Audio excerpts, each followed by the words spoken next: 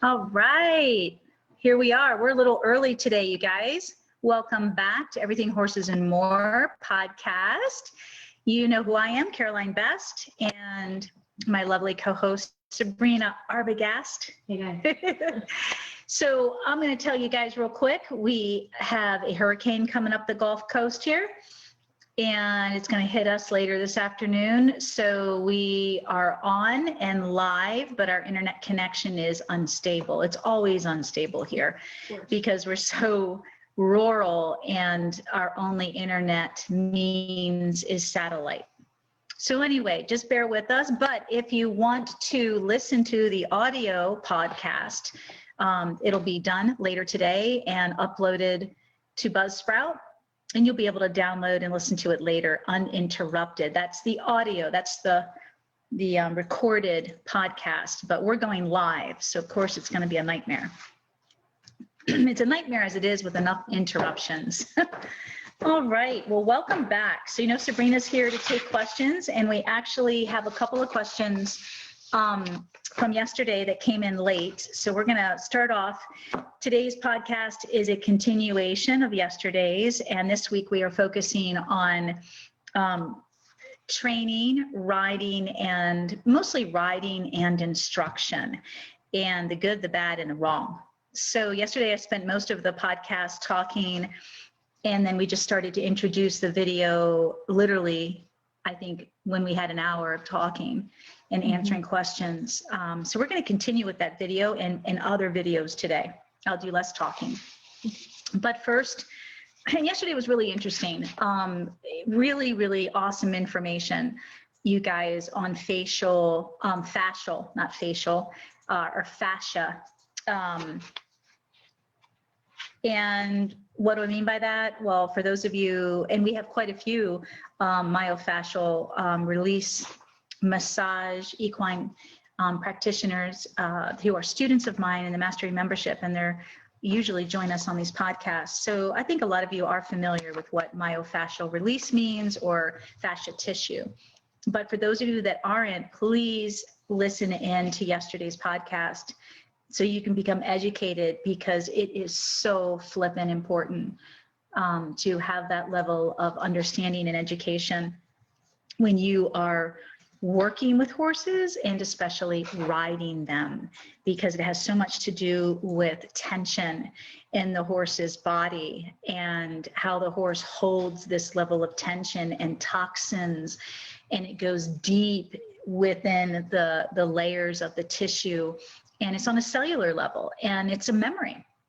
And, you know, I think an easy, good example is how many of us have gone to we've gone to put a saddle on our horse, or even girthing. I have to be careful with girthing because sometimes that's so ulcer related, and horses get ulcers like that, you guys. Most of our horses have them, and they can come and go. So it's like a way of building up toxins and a way of processing a lot of stress. So it's really, that's a whole nother thing we're going to be talking about, is ulcers and how prevalent and prominent they are. But long story short, let's just talk about saddle fitting. I've certainly had this experience when I've rehabilitated or restarted traumatized horses, riding horses. And you go, you know, I have a whole new way of reintroducing the saddle and building the relationship before I even reintroduce the saddle. And even when I go to reintroduce the saddle and I know it's going to fit them fine, or how about the bareback pad, you know, the horse starts to pin their ears or get anxious or bite or go to cow kick.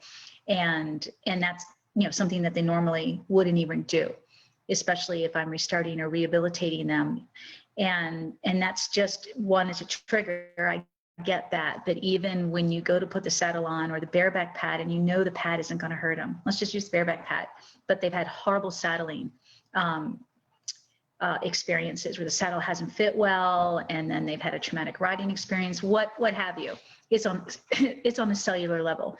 So that horse will continue to be triggered by the bareback pad, even though I know damn well the pad is not hurting them. how can a bareback pad hurt the horse? And I'm not even talking about, you know, girthing them. I'm just talking about putting the pad on. So that's not only a mental trigger for the horse, but then it's even on the cellular level. You know, they go through so many of the behaviors of pain and fear, and it's just makes you want to cry.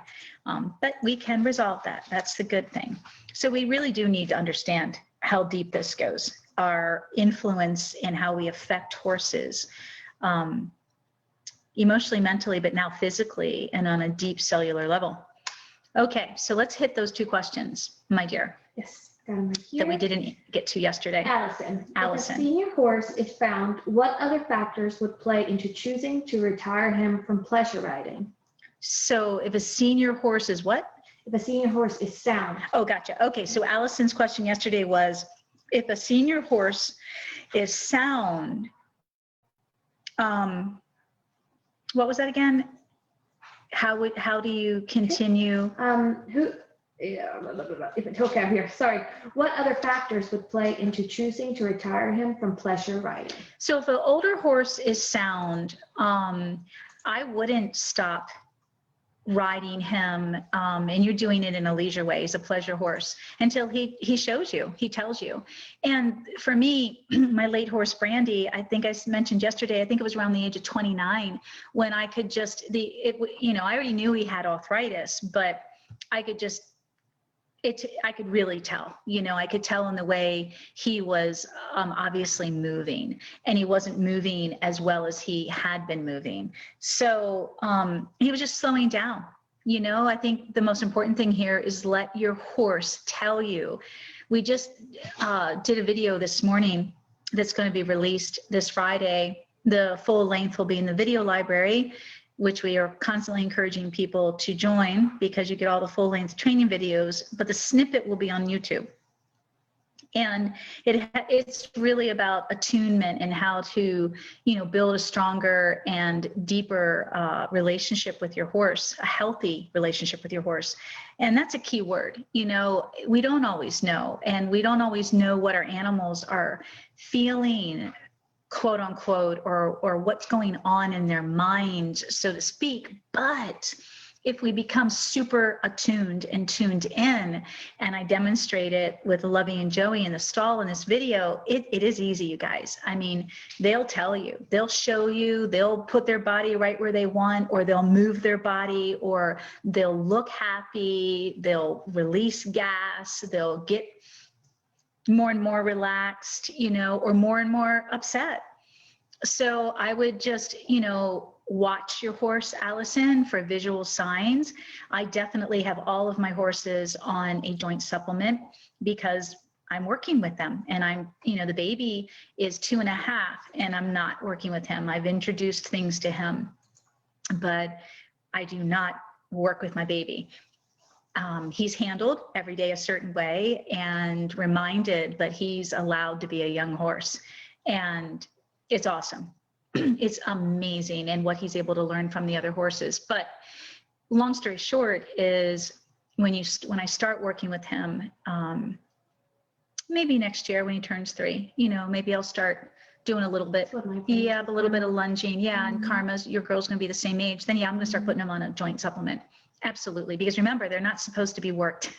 In the wild, what do? They walk. They walk for hours, and they graze and they rest.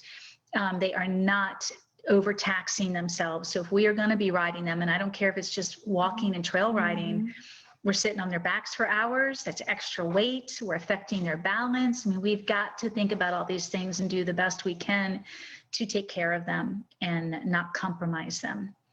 And so, yeah, so I hope I answered that question, Allison. If he's sound and he's older, there's no reason to stop, maybe slow down. And if you don't have him on a joint supplement, I highly recommend both MSM and glucosamine. And what I buy both the straight MSM, and this has been recommended by more than one vet. So this is experience and recommendations. And then I also buy, it's G as in good, S as in Stephen, L as in lovely, GSL 5500. And so that is a cheaper, it's the same ingredients as the really expensive glucosamine that's like $100 to $200 for a month. What is that one called? But that one's that's the only FDA approved, meaning it's been tested. That's why it costs so much. But this one is a fraction of the cost, and you see the results. You really do. You just see your horses moving better. So that means they're feeling better. Sure. Absolutely. And I'm putting Sundance on. She's been on MSM, but now since our chiropractic visit yesterday, and we've been watching her move with some arthritis without me. I've not been working with her, in a year and a half. So yeah, she's going on the GSL. All right, next question. Yes.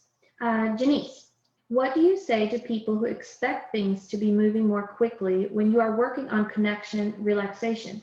Is there a diplomatic comment to come back with? That's a great question, Janice. So Janice basically is like, how do you talk to people that aren't of the same mindset as what you're asking, Janice? We get this question all the time, my students that take the courses, especially the mastery membership.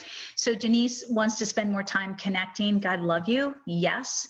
And taking her time and not pushing and listening to her horse, but other people are constantly trying to push you. Well, that's a really big question to ask. I have a lot of different answers depending on who you are and how comfortable you are. But we are actually going to be talking about that if we don't get this hurricane that's coming through on Friday in our Mastery Membership private Facebook group. It's coming up again. And with one of our youngest members who's 14. Mm-hmm. So we all the girls have been amazing already. And I mean, they've said some amazing things to one of our students, a young student, to help her. But it really depends, on you, because I'm older and wiser. That's one great thing about getting older is you get wiser. And I would definitely, very diplomatically, I would be able to say stuff that I wouldn't be able to say at Sarah's age, who's 14, or probably in my 20s or even 30s. I would not have had the diplomacy. It does hopefully come with age too, because I can, I don't have a problem, as you know, most of you know me, confronting anyone. I never have. And I also grew up in a family dynamic where, unfortunately, my parents fought a lot, especially when we were teenagers, and that's not healthy. But you really had to stick up for yourself to get heard in that dynamic. But I was also encouraged by both my parents, and in a good way, and being a female, a woman, my mother wanted to make sure that my voice was heard, and my dad was awesome with that and listening. So it's hard when you don't have that support, or you don't learn that behavior, or you don't have the natural proclivity like I do to just, I got a lot of chutzpah, so you have to find what works best for you to speak up for yourself. And that might even be not saying anything, or, saying something very nicely, like, thank you, if they deserve it. Okay. Sometimes it's like what we've talked about in our last private group discussion was, you've got meddlers who really can't help but meddle, but they're not passive aggressive, and they really don't have a motive. Like, they're not trying to like mess with you, or they're not, meddling because they're insecure or jealous. They're just nosy. So there's a difference. And then you have the people where, in your gut, man, like me, I just want to punch them out. I'm like, really? Well, today, I don't think anybody would say that to me, because it's much easier for me at my age and with my experience to kind of present, don't even talk to me, but so we don't even have that confrontation. Let me go back to memory. When I got back into horses and started to develop this method of mine, I had the Trinity, Legend, Smokey, and Sundance, and they were wrecks. And I can remember this. I think it's easier to tell this example than to come up with an answer here. I can remember the first discipline I learned, since I was coming back to horses and I was very ambitious and I wanted to make up for a lot of lost time, so to speak. It was Pirelli, natural horsemanship. And it was the most akin to, a gentle way that considered the horse. And so I went to school for 3 months. down here in Florida, and I was in Maryland. And I remember, I mean, it's a long story, but that particular method really didn't work for my horses. They were so traumatized and messed up. And that learning Pirelli didn't help me, even though they talk about psychology and all of that. It did not help me understand the trauma or what caused the trauma, or understand the nervous system and the way it works and the sympathetic and parasympathetic. It didn't talk about any of that. So every time I was trying to get my horses to do the Pirelli games, it was like Trigger City. And so here I am, I come back from Pirelli, and Legend and I did succeed pretty well at Liberty and bridleless riding. So I had something to show a little bit, but I come back and everybody's all excited. My farrier, my vet, everybody wants to know what I know now. What do you know now? And I really couldn't show them shit. I couldn't show them anything. I mean, even, Legend and I had a great relationship because that's what I'm all about. And so Liberty was always easy unless I triggered Legend, unless I pissed him off or triggered him. And the same thing with Smoke. Sundance was just a totally different temperament and whatnot. But yeah, I had nothing to show. And I remember even my closest friends and my network in DC, where I was living before I had my farm in Maryland, and I was in DC with my other business. I mean, all my clients, everybody was so excited, show us. And yeah, there's nothing to show. It was hard. And it was it was embarrassing. And I definitely had a lot more ego that I wasn't even aware of back then. So I think that's the one word I want to say. Maybe we all need to just check our ego, because you have nothing to prove to anybody except you and your horse. This is intimate. And, so just check your ego. I'm not saying, Janice, that's where you're coming from. You just want a way of dealing with these people. And sounds, diplomacy means you don't want a confrontation and you don't want to be rude. And I agree with you. So, but you do have to differentiate between a meddler, because it's a lot easier with a meddler. They're harmless. They really are. And they can't help themselves. But when you've got somebody who is purposely trying to dig at you, and I had all of it when I came back, trying to dig at you, or really, people that were jealous because they couldn't afford to do what I did. What do you know? You don't know nothing, It's just like, you got to decide. Everything is so, I don't really have an answer, because it all depends on you and the circumstance and the people or the person. I mean, do we really need to say anything except, thank you, but that doesn't agree with me. And this is the way we're going to do it. And I tell my students to tell people that you're studying my method, go check me out. Usually that shuts them up, honestly. That usually shuts them up. And even if you're not a student of one of my courses, you guys that are listening to the podcast, if you're studying my YouTube videos or the video library, just tell them you're a student of mine and you follow, the Tao of Horsemanship. And this is what feels right. You have nothing to show, you have nothing to prove to them, but you do want them to back off and stay out of your business. And you guys have to be clear. As good leaders, be clear to them that you're going to do it your way, or you're following my way. And that's it. And we don't rush horses. We don't compromise them. And if we want to get a little bit more succinct about that, then you could say, especially being a course student of mine, you could say, that's not how we lunge. That's not how we ride. And but you guys need to have that experience before you say that. I want you guys, it's hard. Like I said, if you're not a course student of mine and you haven't been studying, then you're not going to have all of the articulation, to put this together and say, that's not how we lunge. That's not how we ride. That's not right for the horse. That's not good for the horse. What do you mean it's not right? Well, then you would have the facts, because I give all facts, like, well, the bit is harmful for X, Y, and Z reasons.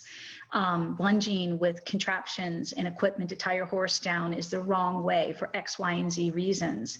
Riding with an ill-fit saddle, or you could say that, or they say, hey, why aren't you riding with a saddle? That's stupid, or that's dangerous. And say, well, one, I don't have $3,000 or $5,000 to get a handmade, hand-fitted saddle for my horse. And that's what it's going to cost you guys. Doesn't matter who you go to. And it should. That's quality, you know, $3 to $5 grand. I don't have one. So we're riding in a bareback pad, and I'm not going to be riding my horse and doing X, Y, and Z until I have X, Y, and Z, you know? So get your facts together and then decide if it's even worth the energy. I hope that helped. It's a really loaded question. Mm-hmm. It's a loaded question. And it's got to feel right for you guys. Okay, anything else before? No, okay, then let's get rocking and rolling, and let me share my screen here, because where I'm going to start off with yesterday's video is really frightening. I'm sorry.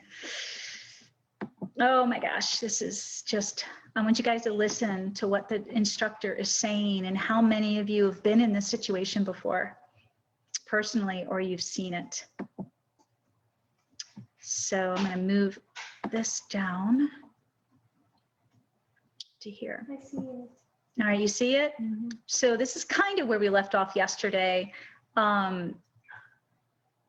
And so what I stopped it here because the horse, if you watched yesterday, the horse had a really hard time going near that black hole, that doorway there. And I think that's, having a door open like that is absolutely rude and dangerous. Especially, like, I wouldn't even have a door like that open in my arena, period. I don't care how safe your horse felt. We already know this horse keeps shying away from that door and has a really hard time with the door. So I'm just, for safety reasons, I don't even care if my horses were fine with that. I would have it closed, because anything can happen, you guys. And I'm already thinking ahead, my God, if anything happened and we ended up, inside that door and panicking. So it's just rude and dangerous. So we already know that that's going on. And now you can see with her left arm and hand how she's pulling the horse to the left. And that is not how I teach to ride. And we just wrapped up a video last week. A snippet of it is on YouTube, because we're saving the full-length videos for a new series of ours called the Beginner Rider Series, or the common mistakes that beginner riders are taught they make. And I don't teach you guys, you should never pull on your horse. Never, especially with a bit. And so she's already bracing. If you can, and I apologize, you might not be able to see this video very clearly because of the internet issues. I can put the link in it again. We'll put the link. Thank you, love. Sabrina will put the link. So this is 3 minutes and 4 seconds, but she's already off her balance point. She's pulling so hard to the left that she has to tilt her rib cage, and so that means her left leg is, you can see how she's kicking the horse out to the right. So this is totally counterproductive, meaning if you want your horse to go against the wall and to straighten out, why would you be bending your rib cage and kicking your right hip out, which is going to kick the horse's hip out to the right? So she's yanking on him. This is mixed messages. She's yanking on him to the left, and her body is not straight. So that just means your body should always be riding straight with the horse. And she's not. She's actually forcing him to go to the right, which is what she's trying to prevent by pulling him to the left. So the horse is getting all these messages right now. Wait a minute, but your body just kicked me. You put your left leg on me, which is a leg yield. So I'm taught I'm supposed to be going away from the leg. So I'm supposed to be moving to the right. Now you kicked your hip out. Now I'm really forced to move to the right because your body influenced me, but you're yanking on my face to go to the left. So she's further confusing him with all these mixed messages, and he's getting ready to go up to the scary black hole in the wall again. Now, if you look at his ear, you can see that he's trying to pay attention to her. But why I'm pointing this out is for all the obvious reasons, but also to say this is where shit's going to start getting worse and hit the fan, because he is so overfaced with cues and mixed messages and trying to listen to all these different things she's telling him. She doesn't have his mind right now, obviously. This is just a disaster, and this is common. This is the common practice. So let's go ahead and listen and watch. Kick. I don't care if you're galloping. Yeah, kick. Yeah, kick. Kick. Between eye and kick. More right leg. I don't see your right leg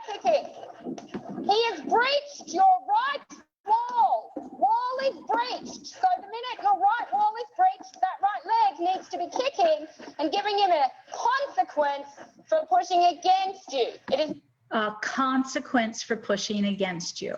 So now this horse needs to get punished. So let's back up again. This makes me want to cry, and it makes me angry. Let's go back. So now we're going to get ready to watch. So he's tight right now already. And she is not a very good rider, but I'm not going to pick on her because she's not being taught well. So her hands are down. She's trying to keep his head down. So she's constantly in his face. So just think she's over taxing him, over facing him constantly. He's getting all these messages, and then her kicking him, and because he's so tight, it's like a pogo stick. Like I said yesterday, it's hard for a great rider to be able to sit a horse like that. I don't care how good of a rider you are. When a horse is tense, you're gonna bounce off of that tension constantly. And so this is just horrible. And so let's just watch it all over again and listen. Yep, open up that riding kick. I don't care if you're galloping. Yep, kick. Yeah, kick. Look where you go. How many of us are taught to do that when we're out on the trail ride? Your horse refuses a ditch. Right. They refuse a puddle of water. They refuse anything to go forward. And it's just horrible. This is common. I think we can all raise our hands. Oh, yeah, 100%. Absolutely. I remember, of course I remember this, one of my apprentices who came, to study with me when I used to have on-site apprenticeships. And that meant you came for 3 months, you paid for it, your education. And depending on lots of things, you might be asked by me to stay on. And then you could start making money. There's still a hell of a lot more to learn. 3 months is not a lot of time. So it all depends. And very few people did stay on. But one of my students, when I first moved to Florida, did stay on. And we went up to Vermont for a clinic. I was still doing heavy clinics all over the place, traveling. And this one, we decided to drive and take Smokey because we were going to go up and then come back and pick up her horse. And so we did a clinic with a lot of my students up in New England, in Vermont. That was my second location for 5 years. And she was working with one of my horses that I sold to my student, who we were staying with, where I had my second location. Beautiful, beautiful great granddaughter to Kemosabe Arabian bloodlines, just great mind and just a beautiful little Arab. And so I sold her to my student where we were staying at, who was participating in this clinic and private lessons and all that good stuff. And my Arab Gracie had a hard time going through their natural stream behind their house. And my student wanted to be able to start trail riding her. So my apprentice and I were there for a week or something like that, or 4 days. So we ended up taking Gracie out, because before she bought Gracie, my client, my student, Gracie was trail riding, and leisurely at the age of 3. Yeah, her first ride literally was on a trail walking with me and one of my friends, or I forget who, maybe it was another apprentice, was on Legend. So that was Gracie's first quick 1 hour walk. Yeah, it was beautiful. So Gracie was a great little trail horse, had no issues. Okay. Plus I raised her, no issues. But now she had some issues. So my apprentice goes to get on, and we've been working together for a little while, not very long, like maybe a couple of months, you guys.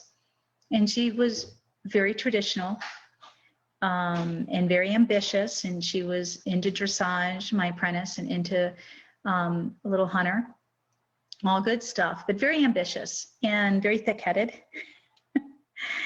And Gracie didn't want to go through this water, and Smokey and I were standing in the middle of it to help. And I'm talking to Gracie, and my apprentice is down a little bit of a hill, starts kicking her and wailing on her. And of course we're bitless, we're in the bareback pad, and oh, that's all I had to see, because I didn't expect this. And I blew up, and I'm like, get the F off. Of course I said my horse, wasn't my horse anymore, but get the F off my horse. And then this wasn't the first time. I eventually fired her, kicked her out. that way after she passed her apprenticeship and started working with me because it came up again. But I jumped off of Smokey and I ran over to her and I grabbed her arm and I said, how does this feel? And yanked her. And I'm like, if I ever see you, and I ended up having that conversation with her like a year later. Wow. And I fired her. Wow. Yeah. And that was on Smokey. Yeah. Now I'll give you some chances to turn around and grow, but I'm just like, nope. Well, And now look who she's with. You know who I'm talking about. I think so. And she's working for the enemy. It's all good. It doesn't matter. So, oh my gosh, this is not the way we want to ride. It's only going to get worse and it feels horrible for you and the horse. All right, let's continue learning. I just can't listen to this person anymore, but we're going to listen. Come on, play. I can kick. More right leg. I don't see your right leg kicking. Like the right leg is going to block him. He has breached your right wall. Wall is breached. So the minute your right wall is breached, that right leg needs to be kicking and giving him a consequence for pushing against you. It is not okay to push against you. So how about if we say it's not okay that you push your horse? Why aren't you considering your horse right now? And so I know a lot of you guys have come to me that you're in these lessons and what do you do about it? You have a voice. Okay, I've been in those lessons at my level, taking lessons from instructors that I chose, and I've quit after that. Not until I said, now wait a minute, I'm a professional. Don't tell me how to handle this horse. I'm going to want to handle this horse the way that I think is best for this horse. And neither one of us is learning right now. We're not learning when we're both stressed out. The rider is not capable of managing all of the information that this instructor is screaming at her because she's trying to manage her horse. And her horse can't listen to her because he's trying to manage his own emotions. It is a domino effect.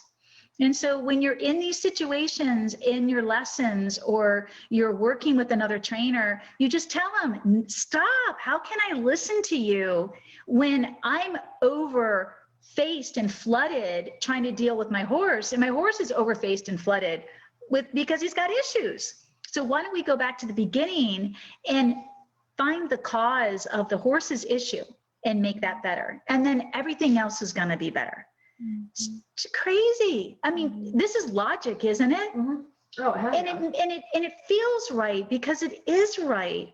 What I'm saying, what she's doing feels wrong because it is wrong. And you need to honor that. I think a big word for a lot of people is boundaries and self-respect. Where's your self-respect? Where are your boundaries? I don't want anybody. I mean, I was brought up with a lot of manners, though. Believe me, you didn't back talk or you got soap in your mouth. And I was a back talker. So I got soap in my mouth often. Told to go sit in the corner. Oh, I had a phone book thrown at me. You had the phone book thrown at you. That's right, from your grandmother. Yeah. Who raised you in Germany. I love it. So yeah, it didn't help though, did it? No, it didn't help us women. But yeah, I mean, you guys, there's a lot of psychology that goes in this. You gotta understand yourself too. You know, like I said, both Sabrina and I are a lot alike. And, you know, I don't think I've had a lot more help with my upbringing to support my intuition and my gut and standing up for myself. You know, where you raised yourself basically. So I have a lot of the flight mode. The flight mode. Yeah, I freeze. You freeze and then you go into flight. Yep, yeah. And I have the fight mode. As you guys know, like if I freeze, it ain't because I panic. It's because I'm thinking about I need to like calm down. Yeah. But yeah, that fight me is so strong. There ain't no flight. Away. Yeah, I need to walk away is right. So Caroline, you outlaw you. Celia.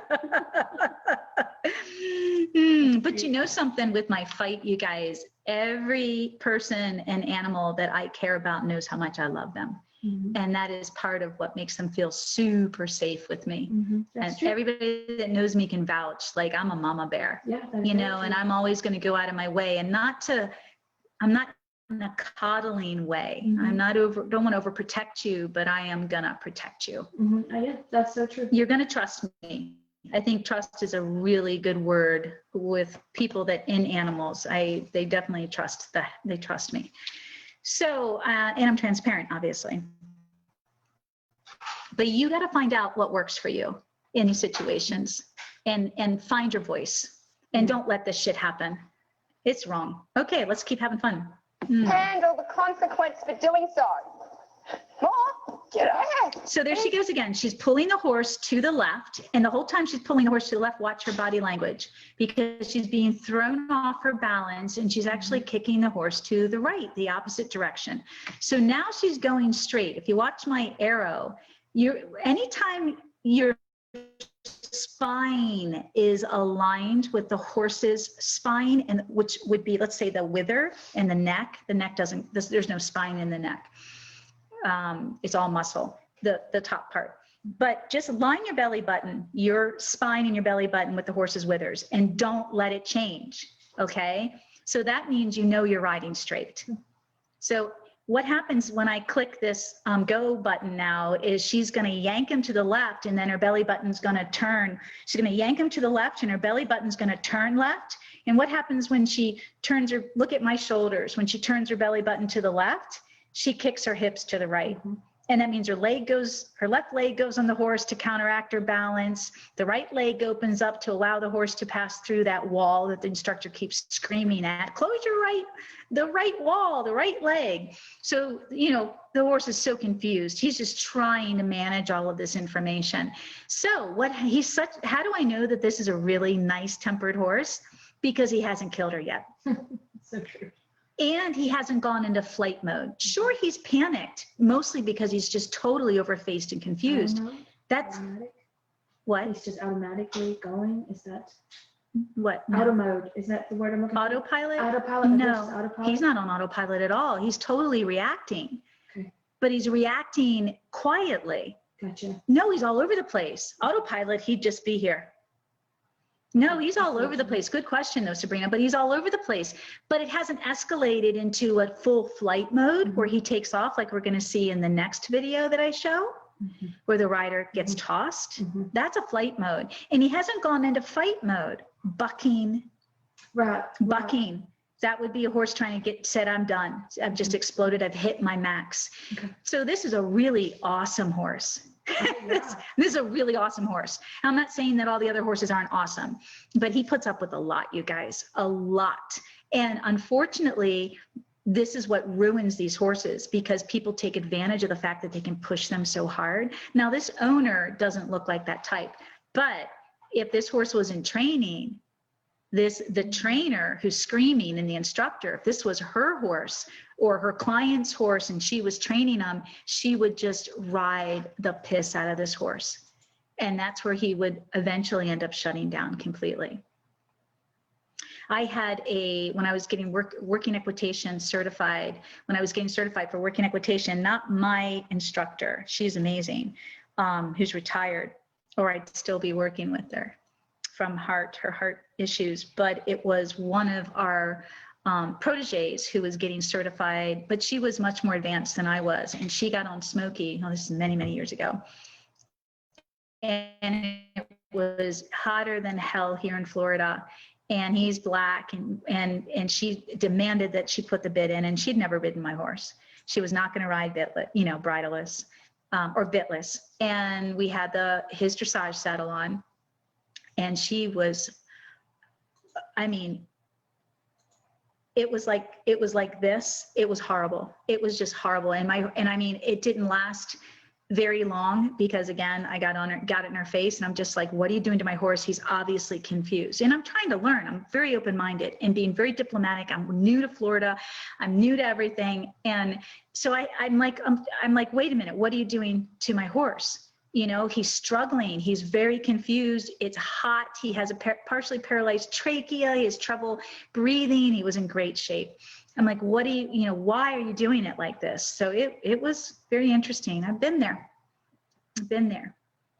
Mm-hmm. Handle the consequence for doing so. Oh, poor horse is so confused. She's all over the place. Bad consequence for evading, like going through you. So it's all the horse's And if fault he for thinks he can evading and handle going that, through your He aids. thinks the spook is worse. And now the rider feels like shit because she's failed her horse and she's failed her instructor.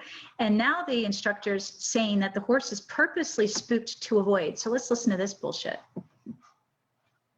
Bad, big consequence for evading, like going through you. And if he thinks he can handle that, he thinks the spook is worth the consequence, he'll keep doing it. So you know what that means? The consequence has to be big enough and bad enough to impress upon this horse to never do it again.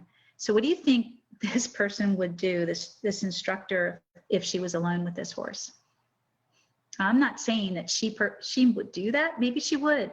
But I know for a fact that this is where, if the owner wasn't there and this horse was in training, maybe with this instructor, maybe with another of the same mindset, because these are the horses that I've gotten, they would be, first of all, kicking the crap out of this horse with spurs, bending his nose around and yanking in his mouth, spinning him around, and basically beating the crap out of him, okay, and screaming at him while they were riding him.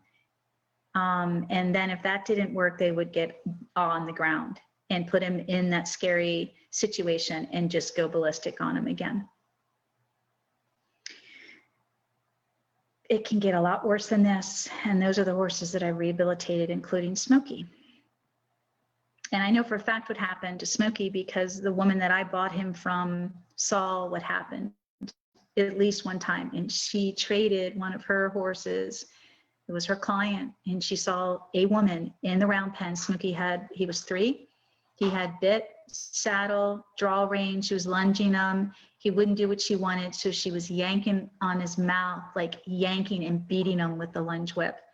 And every time he bucked or did whatever, she would do it over and over and over again. And so Sue was mortified. Yeah. So wake up, everybody. If you haven't seen this before or heard about it, you're going to end up going down that rabbit hole. And this is why no one should be sending their horses to anyone for training anymore. You need to do it yourself. That's why I've got the mastery course. Nice. Right forward. Yep. Doesn't matter. Keep it in canter and keep them going straight. Yeah. Well ridden. Good boy. Stay in canter the whole time. I don't care. Sue's like, I do. So remember to always follow your objective in training. So that means go past that wall at all costs. Doesn't matter. At all costs. Through your inside leg, there's a consequence to that. So remember, this horse is. Well ridden. So this is why both the owner who's telling her horse he's a good boy and the instructor believe that what they did worked. It's really knowing your horse's personality. I keep telling you guys, this is a passive horse. This is a really sweet, more submissive horse. Okay, he's not going to fight. His fights, there won't be any fight. His flight's never going to get any bigger than what you saw, which looks a little bit like a fight. He's, very oppositional. It's really flight mode, though. It's not fight. Fight, these horses are going to get you off, okay? So he's basically kind of raised the flag. It doesn't mean that he's okay with anything. It just means that he's not going to argue. He's done trying to tell his rider how he feels about everything. He's done. So he's just going to keep shutting down more and more and more. And so horses that are passive, I say this a lot in my courses on YouTube and in my courses, horses that are passive are always going to choose the freeze mode first. They're going to freeze or they're going to choose the path of least resistance. They're not going to fight and they're not going to explode into fight or flight. So this is just knowing your horse, knowing their temperament. It's horrible. Good job. Okay, then across the long diagonal MXK.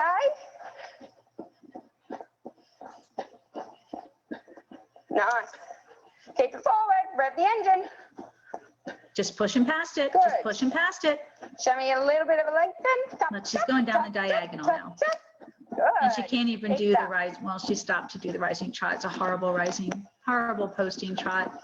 Good. Forward. He looks good now, Irene. Thank you. She's basically being bumped right out of that saddle the whole Yep. time. Stare down the mirror. If she That's was a where you- heavier rider, you guys, she would be damaging his lumbar. She'd be damaging his back over time. That's a big horse, and she's not a very big person. Going. You do nothing unless he breaches one of your walls. Then there's a consequence. Yeah, there's a consequence. So I disagree. There's a reason why he's breaking through one of the walls. Why don't you find out what that reason is instead of forcing the horse to comply? Consequence well written. Stare at the Her face. Yeah, look at her. no It's worries. horrible. Well done. Yeah. We've all been Thank you. told to do this. I know I have. And it's the last time.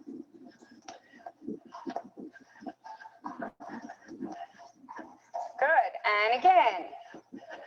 Good with the eyes. Good with the focus. Oh, Mace, you want to see it Yeah. real quick? Yeah. My son. Good. Come on over here. That- I'll back it up for my son. This is really, because Mason's a part of all this, and our baby horse I got from Mason. So watch this, babe. one of your walls. Then there's a consequence. Yeah. Isn't that horrible? Look at that fear. Look at the poor guy looking back at his mama. Yeah. The consequence well written. Stare it down. Yeah. No worries. Well done. All right. Thank you. Mm. Yeah, not good. Don't worry. You won't be learning that, and I won't be developing the baby that way. Oh my God. Good. And again. So what would I have done if that happened the first time for my student and we weren't ready for it or prepared, or it happened to me? I would stop my horse completely, and I would either get off or I would just stop. If I felt that the stop, we could just, retreat from that threshold and take a break and pause and see if my horse could just come down into some level of relaxation and back to connection. And if it was more than I could handle, or because my horse was just going to escalate, or my student, then we would get off completely and we would leave that area. And then we would approach the area calmly and quietly when we were ready to see where that threshold of space was, and pay more attention to everything to see if just that in and of itself, going slower and slowing down and reassuring our horse, might be enough. That might be all the horse needs, was an opportunity to just take everything in. So often our horses are just totally overwhelmed. He's got that black hole, he's got this lady screaming, he's got his rider's tension, he's got all this stuff going on. Most of the time, most of our horses are just overwhelmed. They just need you to back off and go slow and take the time to reassure them. And then if that doesn't work, there's all these other strategies. But in my method, we're always looking for the easiest way for the horse to learn to calm down, to feel good. And if it's not the easiest, then it's going to demand more attention. And obviously we're going to have to know more to do more. Good with the eyes. Good with the focus. Yes. And the horse is just so tight. One of the major things I want to say about this whole tense, that was one of the things that you can't, first of all, she can't even get the rising trot. She's not even able to do a good rising trot, a posting trot, because he's so tense and he's so irregular with his movement that every time she's trying to, in a lot of your rising trot, if you're taught correctly, and you shouldn't be doing the rising trot, okay, and that's a whole nother story, but if you're taught well, you can, as a trainer myself, I will do the rising trot only with advanced horses, and it's a way of strengthening the elasticity in their movement. And so I will use the rising trot and the half halt, which is very advanced, all of this to help elongate and stretch. And to help me as a rider if I have a hard time, like with Lovey, learning that big movement. But other than that, I mean, this is an easy way out for instructors to teach riders how to sit the trot. And then this horse needs to be developed. I mean, he's hollowing out, he's tight, his head is high, he's not relaxed across the top line. It's impossible to ride that movement right now. And the more she keeps trotting him, the worse it is for both of them. So she's hurting his back. She's all over the place. You're going to lose confidence. The horse has got all this stuff going on. You know, where's my rider? And I'm sure, as I said earlier yesterday, I can tell that they have a good relationship. And, you know, he's concerned about himself, the horse. He's concerned about his rider. And, you know, this should all be done at a walk and until your horse can produce a free walk, which is really loose. There's lots of freedom and a lot of elasticity and lengthening in that walk. And that's where you're supposed to start and master. And once you have that freedom and that movement and that relaxation, then you can work on little bit of trot. And then you keep working until you can have a lot of big trot, but that comes later for both of you. Yeah. This is not how I would handle it. But then when it becomes so she just thinks the more they keep doing the 10 million different things, the horse is just going to learn how to relax into this trot. And yeah, well, that could take many weeks and many months, and it's exhausting for everyone. And meanwhile, you, the rider, and the horse are learning all the, you know, you're trying to overcompensate, and the horse is using the wrong muscles and putting the tension in the wrong areas. I mean, look at the saddle could be hurting him now. You know, look at this. This is just horrible. And he's not speaking now, is like I said. He's like, oh, the spook's not worth. Not to mention, you should never have a flash on a horse at this level. So the flash is not just the nose band, but it's the attached piece that's supposed to basically grip the mouth and keep the mouth. This is a whole nother conversation. This is just absolutely horrifying. And I know that when people show, they're supposed to have that piece of equipment. But it's especially for a young horse like this, and I mean young to the work. I don't know how old he is, but he's obviously a novice. If they're not a novice, I'm shocked, but they are novices, both of them. This horse needs a lot of development and learning to be able to cope with what they're trying to teach him right now. He's not even there yet. And so you would want that on a calm horse, but a horse needs you wouldn't even want that, but the horse needs their mouth open. Okay. They need to relax that top line, the axis behind the pole. They need to relax all of this. And because there's so much tension when they shut that jaw, like I'm doing right now, there's tension, and that tension will totally travel through the body. So this is so counterproductive. It's just nauseating. And now she's got this great, remember, you're the one in control of your horse. What the hell does that mean? Not okay. That's when you make the training black or white. If you go where I want you to go, I don't touch you. If you don't go where I want you to go, I touch you. Well, that's all force and punishment. This lady's all about force and punishment. Most people are. And unfortunately, I'll never live long enough as a pioneer to ever reach my goal of changing the performance world, especially dressage. You don't have to do it this way to reach. When I get Lovey, Zor, and Sundance back into training, hopefully before the end of this year, if it ever cools down. 2 out of 3 have been clipped. Already November. I know, middle of November almost. I know, so end of this year. I know. So, but I mean, Sundance and we've already started the P-off years ago. Mm-hmm. I'd like to, and that's the highest level, the P-off. So we just haven't filmed any of this. And Lovey's going to be a master at the P-off and the canter pirouette. Smokey and I were masters at the Garocha. I've got an old video from 13 on YouTube. Sundance will never be good with it, but when they're straight. She's not really good at small circles because of her right pelvis. And I've always known that. So I don't force it. So say I listen to my horses. But Lovey and Zor will be phenomenal because they already show that level of execution in the Liberty work that we do. And Sundance can do a rollback. She does a little bit of a levad at Liberty and a rollback beautifully, but she's just still too tight. And she's older now. Now we know she has arthritis. But the point I'm making is, God, it just doesn't have to be this way. I don't know. Oh no, I'll be around by the time.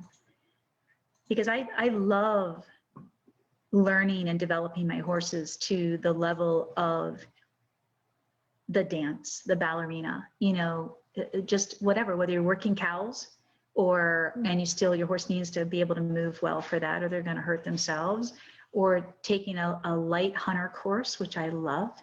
I've got an outdoor hunt course set up in my 10-acre field.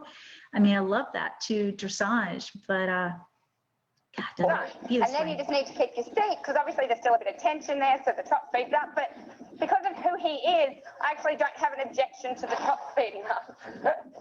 Because of who he is? Because he's a passive horse by nature that chooses to freeze and shut down instead of explode or fight you. Wow, that's pretty nice. And nobody's honoring that. Nobody even gets that that's who this horse is. And now they're just ruining him. Yeah, that's all right.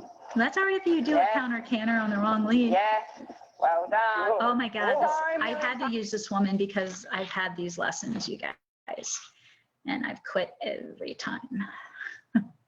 I'm better than last time. That's all we can work. All right, so now we're gonna take a look at my stuff. So here we have no audio. This was back in 2017 when we did the OTTB series, the 12-week, 90-day retraining of Lovey. And Lovey had already been slowly developed, more than the two boys, and I talk about that in this course that we offer. But Billy and Joey were truly being restarted. And so I just want you to just look at my riding and my horse. It's black and white, okay? And I'm not telling you in this course of mine, the OTTB, you're gonna see these horses struggle, both at Liberty, through lunging, through free lunging, through riding. So every week you get to see their progress. You don't get to see every day for 90 days, but you get to see once a week we film. So you'd see all three horses and then we have a review video. And so you got to see the good, bad, and the ugly, but it never got like that, ever. You got to see how I or Mia, who was apprenticing with me at the time, worked through this stuff. And the horse always came first. The objective is, what is the horse, why isn't the horse getting this? That's the number one question. What's wrong here? What's wrong? What am I doing wrong? Instead of, you know, it's a completely different mindset. It's absolutely the opposite of what we just saw. So I'm always like, okay, what do I feel and what do I see? What aren't you getting? That's how I think to my horses. What aren't you understanding? Or is it too hard? Am I asking too much? Or, you know, is it a trigger? I mean, there's so many things I think about, but the horse always comes first. So here we are with a nice, big, loose, free walk. And I'm suppling her, so that means my inside left rein is really working on her suppling vertically and laterally, like my head. And I just want a big walk.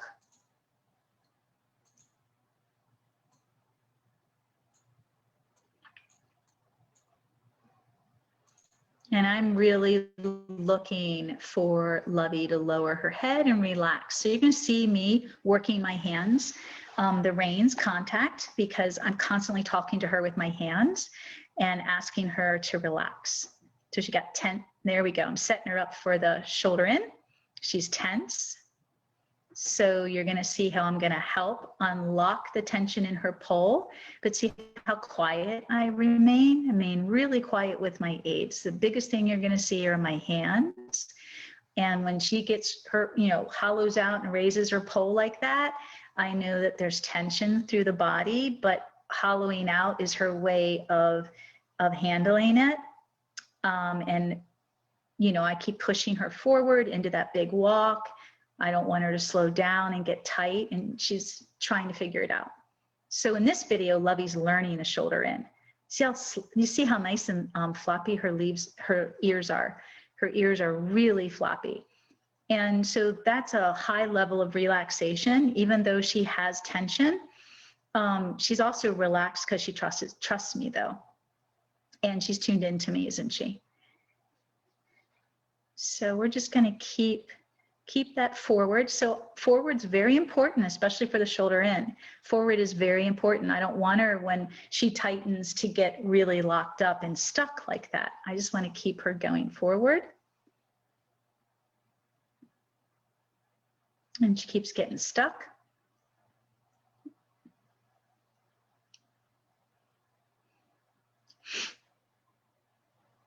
Oh, such a love. She tries so hard. She's an overachiever. You have to be careful with horses like that. You'll blow them so fast and quick. And they get frustrated very quickly. And that's a sign that you're pushing them too hard. They're trying too hard too, but you got to be careful not to push these guys. So that's the haunches in. Haunches in and then shoulder in. Shoulder in's always easier. The haunches they get really stuck back there. But that doesn't mean you keep working on the haunches. Usually the haunches are an issue because they're stuck at the pole, the axis. So the more you loosen up the shoulder, the better everything else will follow. From the pole to the shoulder, everything else will follow. And she's like us, she has an easier side and a harder side. I think the biggest thing I want to impress is how I'm helping my horse and how quiet everything is. And I also teach my students the same. You know, we don't want to be over-facing them with too many messages or too many requests. What's wrong right now? Let's just deal with that and not try and deal with everything. It'll never work that way. So let's go ahead and see where else. Let's fast forward this. Now we've got a nice little collected trot. I don't know if I wanted that. We're also trying to do the same thing. Here's a nice sitting trot. This is what I teach you guys in the Mastery Membership.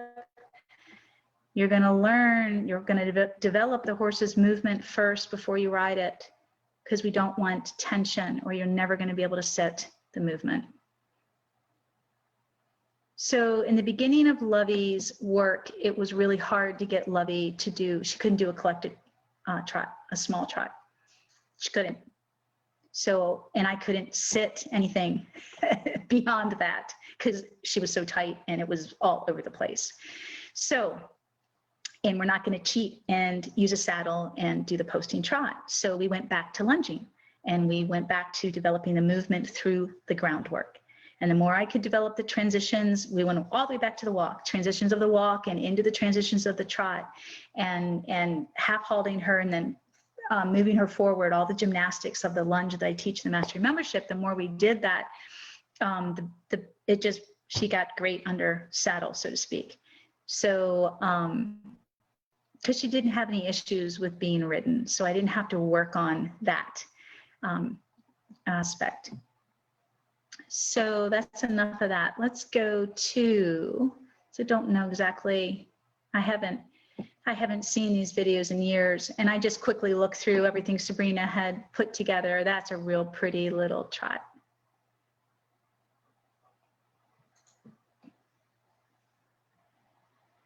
So I think Sabrina did a great job pulling videos that mirrored what this lady was doing with her horse.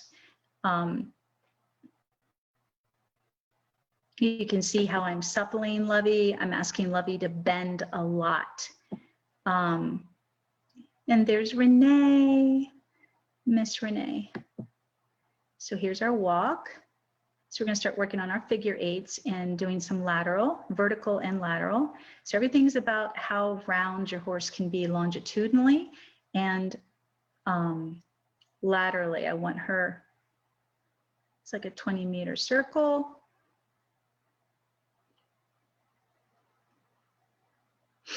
So she's still tight. You can see she keeps raising her head, then she'll lower it. Now we're going straight. That's nice. She's very through. Now we're going to make a left turn. And I lift the rein. I push her forward with my seat. There's no leg unless I have a leg yield. And now I'm going to supple her to the left again as we come down. The vertical, yep, or figure 8. So I'm just asking Lovey to maintain a rhythm, a regular slow trot, because for Lovey is a lot of go, go, go, go. And not to get tense. And every time she loses balance or gets worried, like all horses, they hollow out and tense up.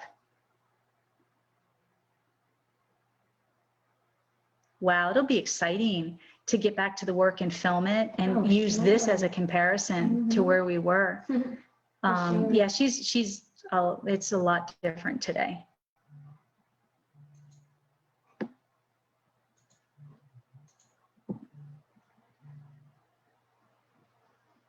So I'm just staying with the same thing until I'm helping her find that relaxation so that it becomes a recognizable pattern for her, both mentally and physically. And what I mean by that is I want her to find where it feels good so that she recognizes that feel good and starts to make that change herself. So every time it hollows, she hollows out and she feels tension, it's going to bother her body. And every time she relaxes, as I keep guiding her back into relaxation, she's going to go, wow, it feels so much better this way. They're setting her up for the canter depart. So that's part of my method for the lunging and why it takes as long as it takes for your horse to really stretch into, longitudinally stretch into my lunging methods, is because it can take weeks and months for horses. It depends, because the longer they travel hollowed out and tight with a lot of resistance in their body, when they start to relax, they'll start to think more. And so then when they relax their minds and start thinking, their bodies will relax. Oh, there's Billy cribbing.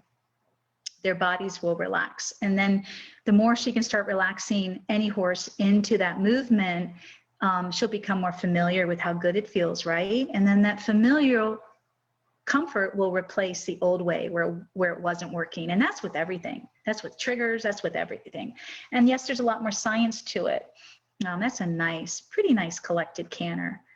So I spent a lot of time suppling her, and whoa, that's a pretty trot. It's a nice medium trot with a lot of freedom. Good. I spent a lot of time, remember, we're schooling and training. This is not, yeah. Anyway, okay, this is a disaster. So let's look at this next video. So I pulled this video because here's another push your horse. So this. So he's got a problem with the chart. So we're gonna get that. Now move the hips around. Move the hips around. Keep moving. Keep going till he softens up. Keep going. So this is your typical response from a lot of trainers, a lot of general trainers. So this is, now we're switching from dressage, and we're now basically with a Western reining, pleasure, general horsemanship trainer, not natural, but general. And this is, and I learned this in natural horsemanship too, you know, if the horse is scared of something or can't keep their feet still, then move them around. Just keep moving them until what? They basically, it's pressure and release. You make the wrong thing difficult, the easy thing or the right thing easy. You have that principle, and then you have basically, you're exhausting them. It's no different than running a horse around in a round pen until they submit. So she basically is fueling the fire, as I call it.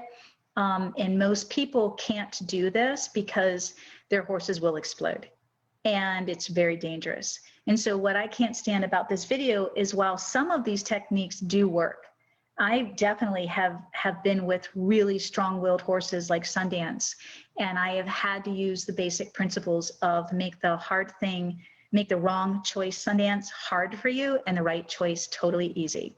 Because for Sundance, she can outrun anybody, including the thoroughbreds. She used to, and she can outpace you. She doesn't care. Back in the day, if she didn't want to do something, she'd just keep loping around, loping, not running, loping around the round pen. She's like, I'm not going to come in. I'm not going to try. I'm not going to try and join you and do the work. So I'll just lope.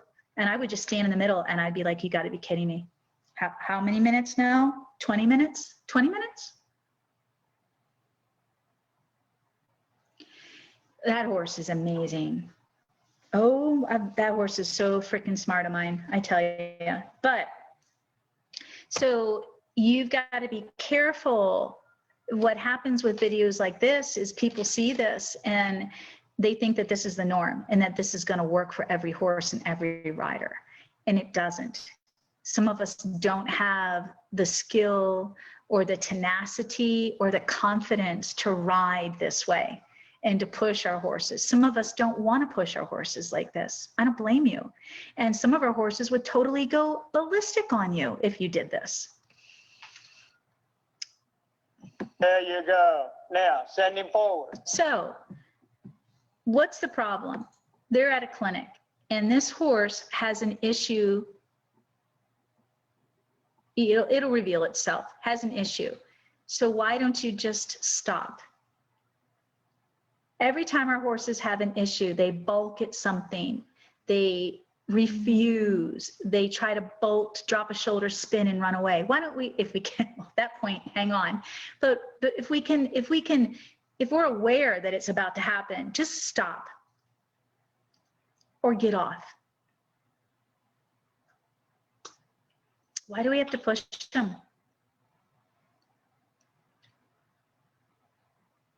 Again, horses preoccupied and scared of something, scared of. So he's got a problem with the chart. So we're going to forget that. Now move the hips around. Move the hips around. Keep moving. I'm just glad she Keep doesn't have going spurs until on. he softens up. Keep going. There you go. Now send him forward. So we'll make this an exercise right here. I move the hips around. See, the moment he stops, he gets tense, okay? It's the opposite. Yeah. The moment he stops, he gets tense. Move the hips around. Oh my God. And we're going to keep doing it until he softens up. So basically, this is a power struggle that we're taught to play into. It's man's ego, and I'm not just talking about men, it's just the human race. It's his ego. I just said, why not stop the horse? And he goes, see, he has a problem every time he stops. That's because you don't give him enough time to stop and see what the problem is. So of course he's tense because he's like, what's going to happen next? And basically why this is going to work, quote unquote, is because the horse gives up. Again, we have a really nice temperament. The horse goes, its first instinct is to freeze, which is to stop, and then it goes into a bit of a flight mode, a panic mode. But again, this horse is not fighting, because if you get a horse that fights, they're going to blow right through your aids and they're going to buck like a banshee. There's no way. So he's not a fighter. And sometimes if we push too hard, we get a horse that we turn a horse into a real bolter. So you got to be careful. It just doesn't need to be this way. Good. All right. Now send him forward towards the middle of the camera and the barrel, and go through. Don't stop. Go through. So go his through. ears are forward. Go He's through. obviously worried There and you go. tense, and we're just Good. going And to push stop, him through come it. back. And go through the middle. See, he's concerned about the barrel. He's concerned about the camera. Good. So why didn't we just take our time? And just because, like, when I have clinics like this, and I've got, when I have clinics and I have students who have horses like this, I will, and I usually always have had one of my assistants or my apprentices with me, but I would just be like, if I'm running the clinic myself, I'll be like, okay, I want you to just go stand over there. I just want you to get off your horse and chill. And why don't you spend some time out? I'll assign you to do something completely different, even though you paid to be part of the group and we were going to be working on X, Y, and Z. And this has happened often in my riding clinics. Most of the time people come, I mean, they've changed completely now. It's only for course students, but in the past they were open to general public all over the world. And so people would often lease my horses so they wouldn't have these issues. Because they'd be going through, they would be, the horse knew more than them, so they would be able to really learn my techniques. But if they trailered in and brought their horses, we always ended up having problems because most of these horses do when they go to new places. And so I would preface in the beginning of the clinic that if your horse does X, Y, and Z, know that I'm going to ask you to do something completely different and whatever I think the horse needs, which means you will not be participating in the group. You're going to be sitting and chilling and letting your horse relax, and it always worked. But it's totally against what this guy is doing. Our horses are so good to us.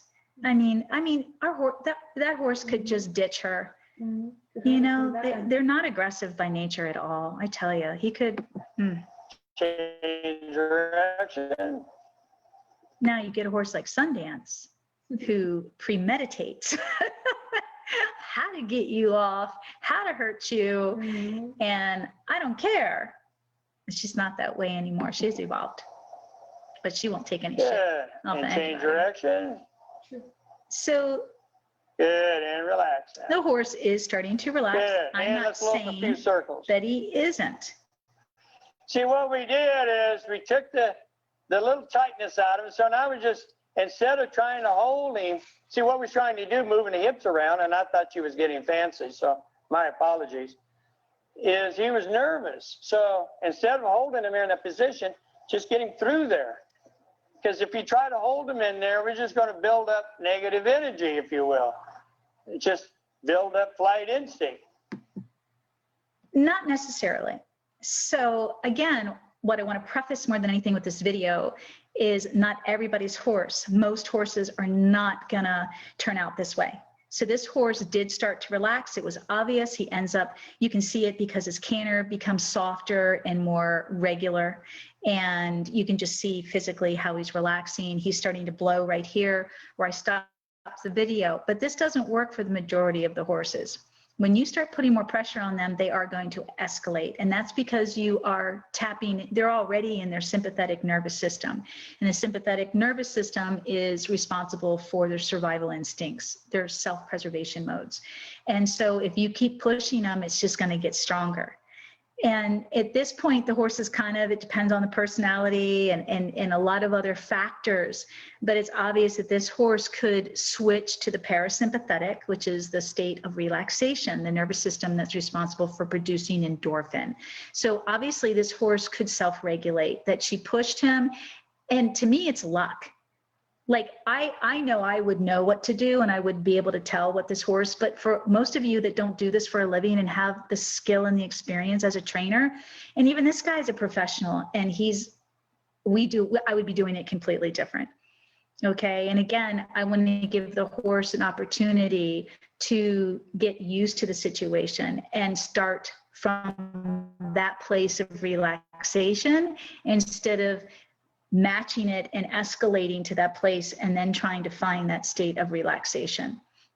Why do we even have to go there? It's just a very different way of going about things. And most of you don't have the confidence or skill. Roll over the hogs, How many of you can even canter like that? She's cantering pretty nice. How many of you have a horse that can lope that nice? That was a pretty nice balanced canter he eventually got. So if you can't ride, and I think he's bitless, if you can't ride like this and your horse can't give you a good ride like this, why would you ride like that? And so often we are told to do those things. Way, bring him left. See, he just created an escape route. So next time, see, he flew to the right on his own, didn't he? All right, well, bring him back. Because all that is an escape route next time. You don't have to worry about it now. Just make sure you bring him back the way that he disappeared to. An escape route, it's just his whole mindset has to change. Like, of course, if the horse is looking for an escape route, why don't we figure out why he wants to escape? What is wrong with this?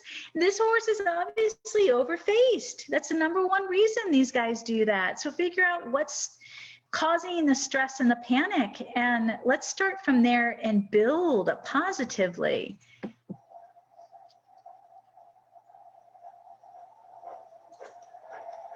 It's kind of like that video that we showed a while ago when I was doing some debunking on that guy who had the Cox guy that had the young horse that was saddled. He was getting ready, he was breaking him. and getting him under saddle. And the horse was just afraid of, what was he doing? He was taking the lunge whip. Taking the lunge whip, and the horse was just trying to escape. I mean, it was either freezing or it was trying to blow through him, but it was using all of its instincts to try to escape this guy. And then when the horse finally realizes that he can't, he stops. And the guy thinks he wins. And I talk about this. The guy thinks, oh, he finally stops. So am I desensitizing him? And, you know, is working. Meanwhile, he's going to pet the horse, and the horse is tight as a board, you know, not showing any true relaxation or release or anything. So the guy just rubs him a couple of times, you know, talks about how, you know, the horse is standing there so pensive, he's about ready to explode. And so the guy goes back to, you know, working him again. So what I'm trying to say is these horses, when they're this sweet and passive in personality, they're not going to fight too hard to get away from you. They're going to try many different ways to escape, just like the earlier riding video we saw with dressage. They're all trying different ways to avoid an escape, but because they have passive personalities, it doesn't get any worse. And eventually, because they have passive personalities, they surrender, they submit. And that's when we all think that what we're doing really works. But what happens is one day these horses are going to blow. And they all came to me. All of them, because the stories would blow your mind. Well, we were getting better. Everything was going great. My horse was fantastic on the trail for years, X, Y, and Z. And then they end up being flighted out of some massive trail. So this is only going to last for so long. And then what are you doing to your horse? When you treat the horse this way and consistently overpower them, and make them submit, basically. Just because this isn't a big fight or crazy looking doesn't mean that this isn't forcing the horse to submit. This is just, you just don't have to get any bigger because the horse doesn't have any fight. Does that make sense? Oh, yeah. Or a strong flight. They don't have a strong flight either. So you're lucky with these nice personality horses. They're not going to, Lovey's flight was so strong. When you guys saw that video earlier, and I talk about this in the restarting course with her, it took me 3 or 4 weeks of sitting on her back with a rope halter tied as a rein. Took 3 or 4 weeks, 5 days a week of sitting on her and just asking her to supple vertically and laterally, because for those 3 weeks she tried to throw me over backwards. She was not a rear, but she was so tight and so scared with me in her blind spot, sitting on her, even though we had done all the work to get permission to get on. And she was always checking in with me, so she was seeing me. But the minute she would go straight and means she can't see me anymore, she has to trust my hands because of her experiences being prepared to race on the track, she would just flip out. And thank God she never flipped us or reared, but I know many horses that would do that. So Lovey's flight was so strong, and they exasperated that, trying to get her to run faster in her training. She was never fast enough. So what they did to this horse was just horrifying. The amount of adrenaline, they constantly had her on adrenaline to get her to run faster. And so I spent 3 to 4 weeks until she could trust my hands, my contact. But it wasn't about that. It was mostly that she couldn't see me when I was on her. And obviously she didn't trust that. And every time you ask a horse to trust your hands and soften, and that means to, soften into the vertical or horizontal flexion, supple, they've got to trust you. They can't see you when they go down vertically. They can't see you. They have to hear you and feel you. It was huge for her. But it was a huge breakthrough. And so I didn't try to ride it out of her and spin her around. If I'd done that, she would have killed me. Yeah, I see that. And that's an extreme case. Mm-hmm. That's an extreme horse. Mm-hmm. But a lot of you end up all we're kind of doing is saturating him, until we find out there's not a big deal, see? The horse is getting tired. He's still tight. I haven't seen any What to real do, but take blows those or left, licks 'cause and he's chews. going right on his own. He's Good. still tight. Why don't we just slow things down, damn it? Why couldn't we just stand there and just gently ask for him to bend his nose around? Everything's just over facing Good. in their face. So yeah, now he's standing Give there. him a He's pat still on the ready neck. to jump, isn't he? Look how tight he is. Breathing Good. Take a heavy, he's step forward. exhausted. Keep him straight. He can back up, but don't let him go right or He's left. still doing the same shit he did Good. Now leave him 15 alone. minutes ago. If he backs up, let him back up, and then send him forward with a Punish him. spark. There you go. Send Leave him alone. forward. Go punish him. There's a consequence. He's scared of the bag. See, this horse would have been a perfect candidate to lunge over in the obstacles before we got on. But we're not on, so we're going to take care of it while we would do it in the saddle. So he made a good point. I said earlier, first of all, I would have been as an instructor watching these horses and how they showed up when they came into this environment. And if I'd seen that this horse was spooked, then I would have, like I said, get off, hand walk him, see if he can go up to these things himself, taking the time. And honestly, you guys, whenever I've done that with students, it's been a mixed bag. Half of them thank me in tears because no other instructor, clinician has allowed them to do that, and it made a world of difference for they and their horse. And the other half hated me for it because they were of the mindset of this: you just force the horse, you're going to participate no matter what, and if you don't do X, Y, and Z that you signed up for, then you're a loser. I mean, the mentality is interesting. So we've seen enough of that. That's not the way it should be done. So now we're going to look at Mia, one of my apprentices, with JoJo, one of the OTTBs in the retraining course, who had never been through tires before. This is all new to them.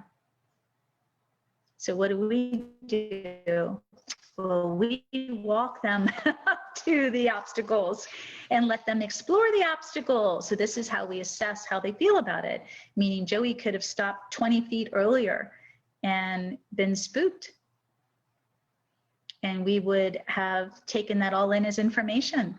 Now, what do we do with it? I want him to become comfortable and familiar. And the more curious your horse is, the more comfortable. Oh, she's just loving him with the whip, hugging him. He's coming in for a reassurance. Oh, they had such a good relationship. I love the Joe. Yep. So he eventually gets on. And then we're going to go through my obstacles, does all that. Good, good, good. So let's take it down to the obstacle course. Now we've got something a lot more challenging. See how he just wanted to avoid it? So she's like, no. So all we're doing right here is we're saying you can't avoid it, but I'm not going to force you to make it to do it either, but you can't avoid it. So just like we saw in the earlier video with the rider is, none of that would have ever happened. So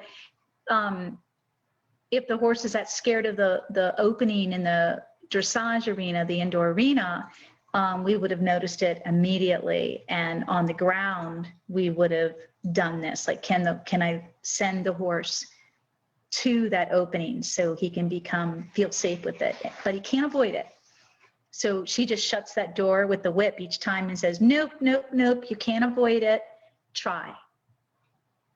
So basically, this is also making your idea become the horse's idea, but giving him the time to figure it out. And if it doesn't work in so much time, then we'll move on. We don't make this happen in this session. This is information, especially when it's the first time, because there's so many things we can be working on that'll help develop this in your horse. It's not about the object. The object is always, what I want to put, it's really not about the object, not for Joey. It's just like, this is something new. You want me to do what? It's a little too much for me. Yeah, so yep, there you go. She's like, thank you, Joey. She's talking to him. Yeah, so she keeps looking at the pedestal. And there, good. Isn't that awesome? So we'll just move on because there's more, so a lot more. And then he gets up on his own. And now there's the bridge. Oh, I'm not sure about the bridge. Mia's like, nope, you can't blow it off though, dude. Try. This is how you really build trust and confidence. Now he's perked on her and asking questions. Are you sure, Mia? And she's like, yes, Jojo. And needs reassurance. Absolutely, love. I'm right here for you. Yeah. There we go. Isn't that beautiful? That's the way we ride. So now we're going to go through that ugly car wash that's disintegrated. Now, if he would have never done this under saddle, trust me, Mia could not have ridden him. And we know that, and we wouldn't even try. Let's first test it here and build it here on the ground, and then we'll test it under saddle.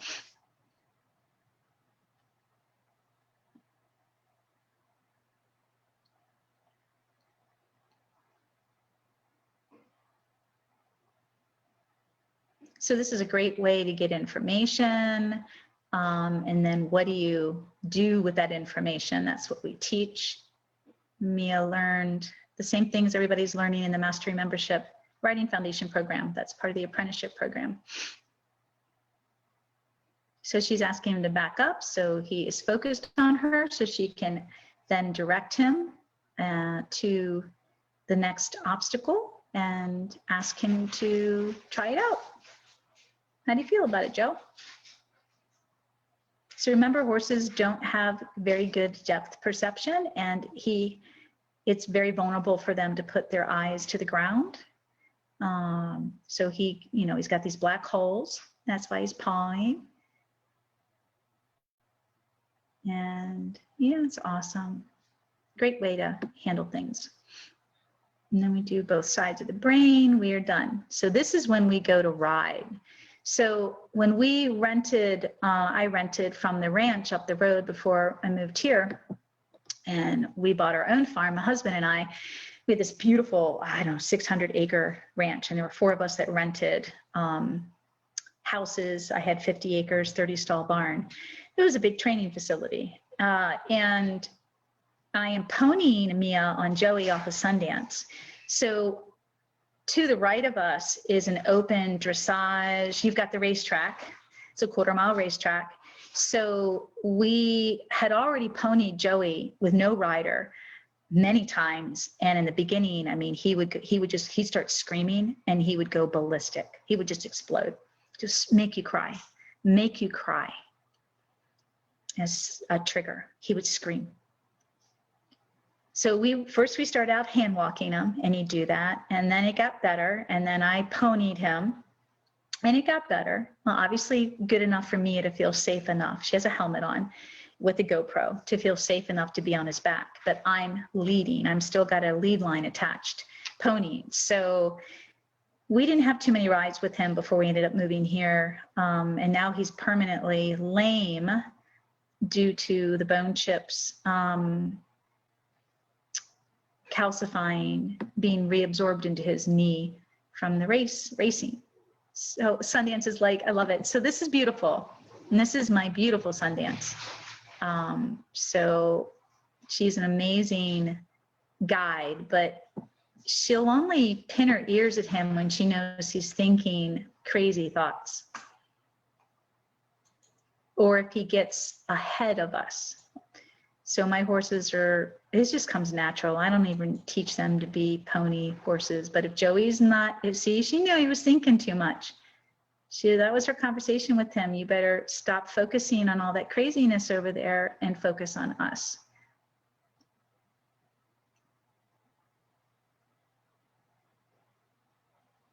So she's so assertive and so protective. She's like, if you don't get your shit together, Joey, I'm gonna bite you again. Because he's getting revved up. He's staring at all that commotion. You got the dressage arena, you've got the jumpers coming up, you've got the racetrack. So Sundance is great at checking his shit.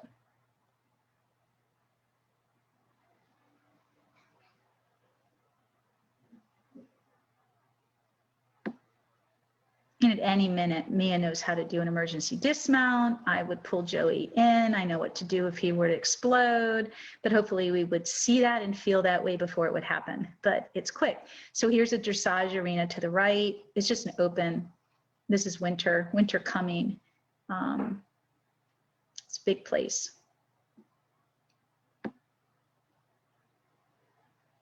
So we're going to get through, this is one of the jump courses that's out there. So Joey's taking Mia there. Isn't that cool? That's good. That's good. There's lots of bravery, lots of curiosity.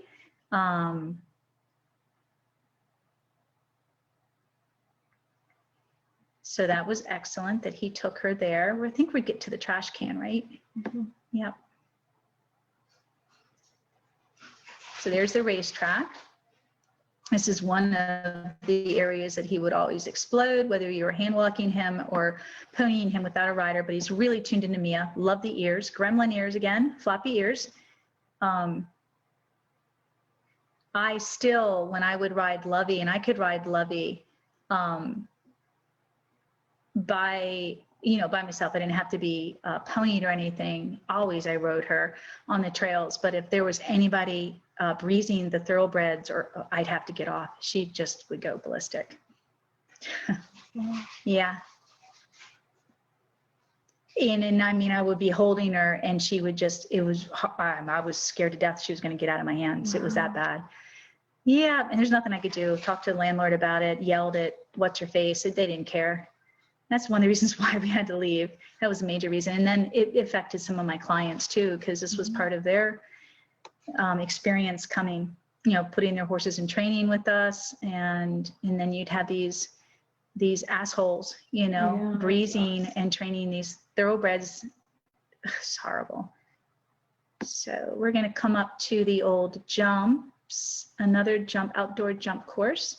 Jojo seems pretty good. This is another renter. And then we're going to come to the trash can. So this is good. And then our place was straight ahead that we rented. So it's a big deal, trash can. Sundance is very seasoned. And Joe stopped. That's a threshold, so we're not going to force Joey, but I'm trying to figure out how to open the trash. Yeah, Joey's not really a spooky horse. Not a little spook right there. But Mia's talking to him and touching him the whole time. Sundance just bit him to get his shit together again. I told you. Isn't she awesome? She's just like, get your shit together, dude. Knock it off.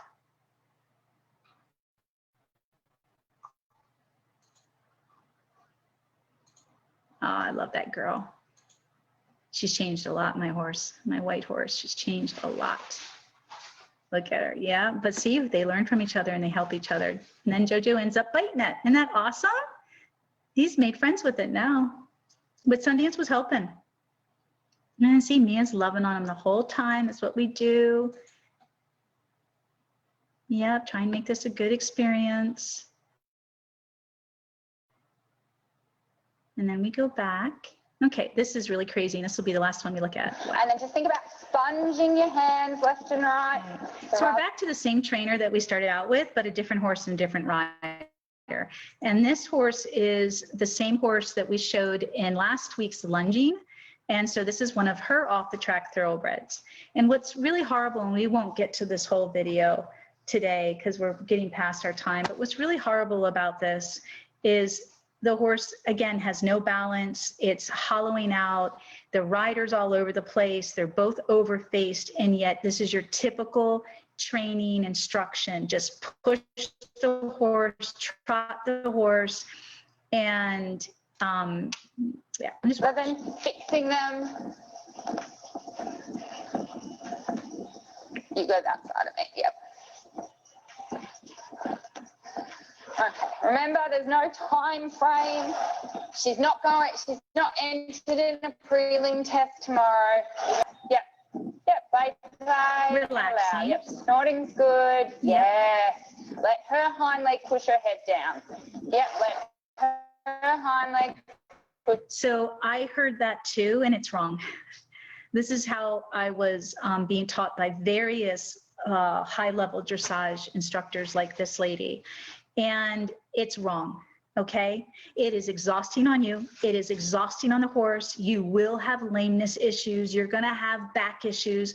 You are, the horse is, because there is no way you can keep up the level as you're rising trot, the level of regularity. The horse is all over the place. And even though this horse is starting to have a regular trot, meaning it's not speeding up, slowing down, bulking like the previous video, it's very tight, okay? And so why wouldn't you be doing this on the ground without the rider fumbling all over the place and being thrown all over the place and all this shit going on that's over facing the horse? Why wouldn't you first get the horse to find the regularity, the rhythm, and the relaxation and the stretch naturally at the lunge?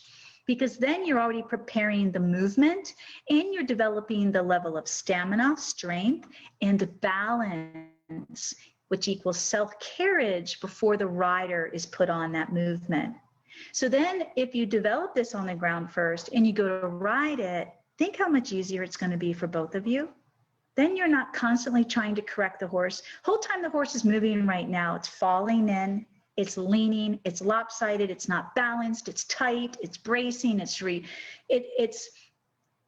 you can spend weeks and months here until what? You finally get the horse to start to get through and more relaxed and not leaning and more balanced. But in that time of weeks and months, think how hard it's been on the horse dealing with you being thrown all over the place because of its rocky movement.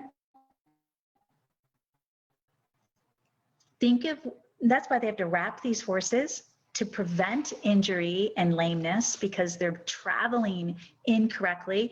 What about the conversation we had yesterday about the deep fascia tissue? You're absolutely hurting the horse's back. There's no way even a strong ass rider like me, when I'm really in shape, and I have asked my son, I've got the stomach of an ironing board. I mean, when I'm in shape, I'm heavy because my muscle, but my whole torso is just a block of muscle because for years I've been riding and developing and starting so many horses. I wouldn't ride this though. Okay, I wouldn't ride this. You don't have to ride this. This should never have to happen is the point I'm making now. It should never have to happen.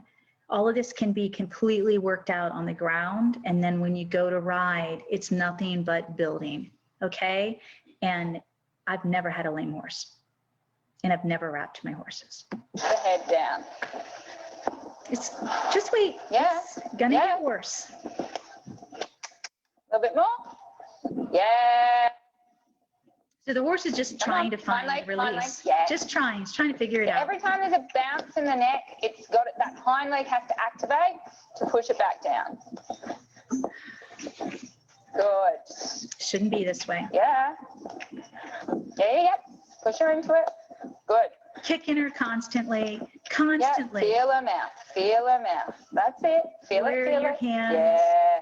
Yeah. Again, the horse has exactly. the flashing. You mold the horse. You mold the horse. Yeah, I've heard that Good. too. Okay.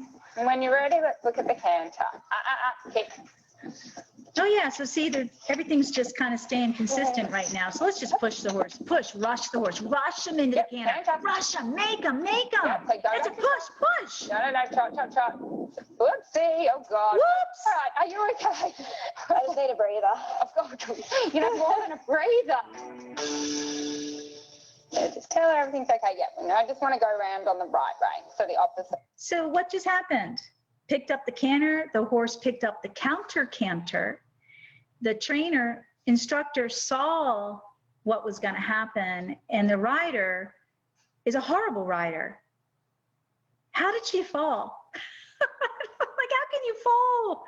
The horse wasn't even going that fast, and he didn't like zig and zag. But this would be most people though. sorry guys, you shouldn't have to ride a horse like that to begin with. That's horrible for the horse. So let's start over real quick. Yeah, As she that's pushes, it. Feel it, feel it. she's going to be pushing. I'm just going to mute them. She's going to be pushing the horse into this canter. You should never push a horse. So if you were to go back to my video, let's watch this real quick as she pushes the horse into the canter. It's going to be another circle and then they're going to push. You should never push or rush a horse. You want the horse to learn how to collect into the canter, and I'll show you that on Lovey. So push, push, she's pushing. So the horse is already, this doesn't feel right. I'm nervous, I'm tight, and picks up a counter canter and then switches her lead. Horse doesn't buck. Horse didn't even swerve. Horse didn't even zig. All the horse did was it picked up the counter canter. Why? Because that means the horse's mind was thinking about escaping. When your horses pick up a counter canter, that's where they want to be, away from you. So the horse was looking to escape. She picks up the counter canter, and then the horse quickly switches leads as it comes into the corner. And it's still staying straight, and the rider falls off just from the lead change. Okay, so let's look at me preparing Lovey for the canter.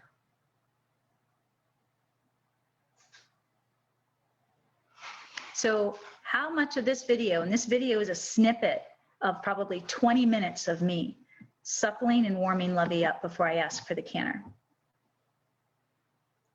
And when I ask for it, she's going to be collected because she's in what? A collected trot right now. And I'm going to ask for it when I feel that she is sitting back on her hocks, sitting back, perching. There we go. And she just naturally, gracefully, fluidly picks up. This is still new for Lovey. And we're going to stay there in a nice bend in our 20-meter circle. Can we bend in the direction of movement? That's very advanced. Most of the time, your horses are going to be bent against the direction because they're not balanced or straight, or they're going to be falling into it. So that is, we don't canter until our horses can collect. So this trainer, like the majority of them, is forcing the horse to do something that they are obviously not prepared to do. And she doesn't really care because in her training, the horse is gonna figure it out. And I can guarantee you this horse is, they're all wrapped, yada, yada, yada. So mold your horse. So now after the fall, just watch again. Whoops, switches her lead. She's going to get back on. This is their filming, not ours. And look how tight the horse is and nervous. Look at how high the head is right now and how anticipatory that horse is. Look at that. Look at that. It's going to have a fit.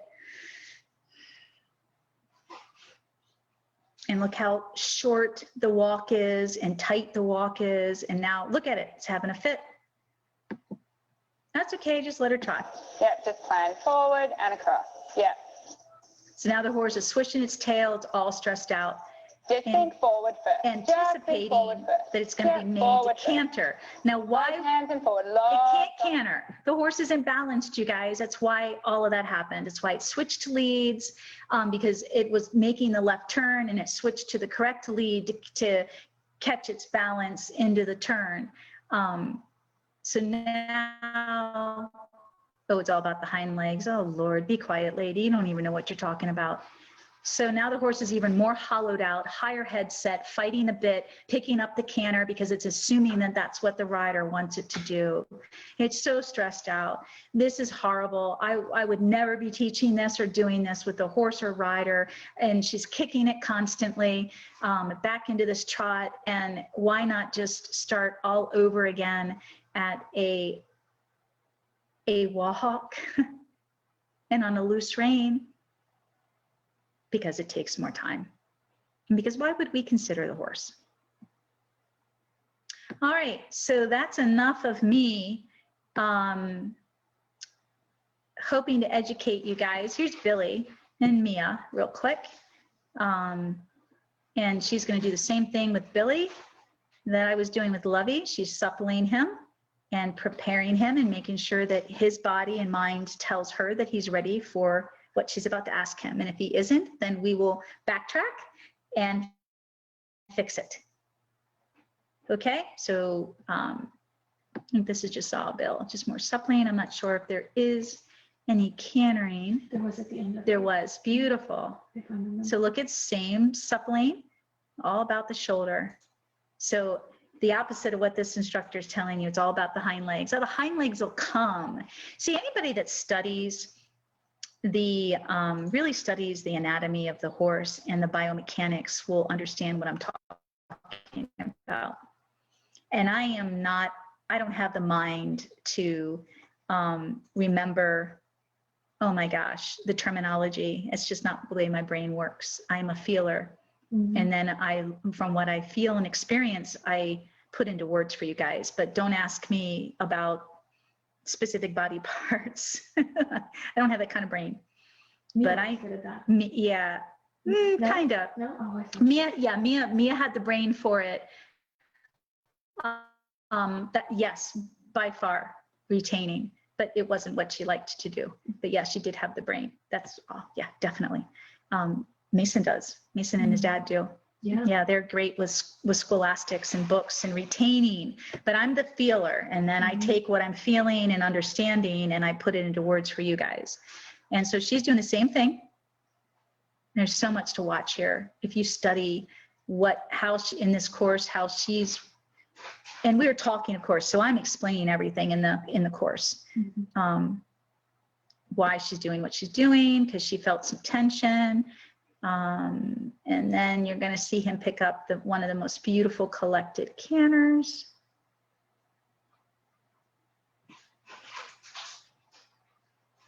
It's so hard. I don't know if anybody else sees, but I see choppy.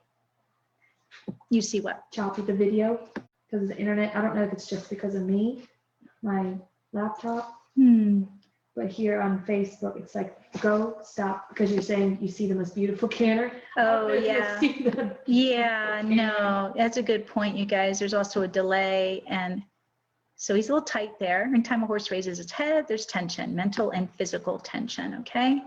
Or apprehension, mental apprehension. Yes, it is choppy on Facebook. Everything in real time. All right. So there's that nice little collected trot again. Now it's going to lengthen. Well, he's such a pretty mover. Look how straight and through he is. Look at that. Oh my God, that's beautiful. So in some ways, he was by far more advanced than Lovey during this 90 days. So you want the canter to be effortless and organic, you guys. When the horse is set up correctly and developed correctly, it will naturally happen. There should never be any rushing or forcing or pushing the horse into a movement, any movement. Set him up correctly and it'll naturally, organically happen. Look at that, beautiful. And he had a lot of issues, Billy. He too had stress founder and took a year to recover. And ulcers, and of course he was a cribber and still is. And he had one shoulder when he first came that was almost 6 inches higher than the other, and which also meant that his hooves were obviously one was longer than the higher than the other. So he also had roach back. He had a lot of issues, and so one of the things in this course is both, especially Joey and Billy, because they raced and they both had stress founder, they got chiropractic treatments all the time. And Lovey didn't need it that much.